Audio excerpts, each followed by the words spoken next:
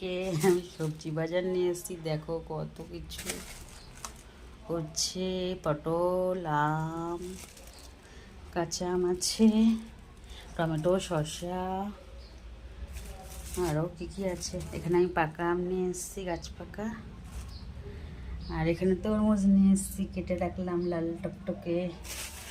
এখানে আছে ঘাটকল শাক। দরজাটা বন্ধ করে যাও। এখানে একটু শসা কেটে রেখেছি। এই দেখো বাদ বাকি তরমুজ কিছুটা কেটেছি আর কিছুটা রেখে দেবো এখন প্যাকেটে জড়িয়ে।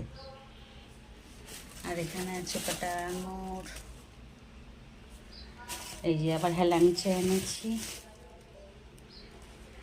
এটা এখন প্যাকেটে বেঁধে রেখে দেবো, শুকিয়ে যাবে। টাটা।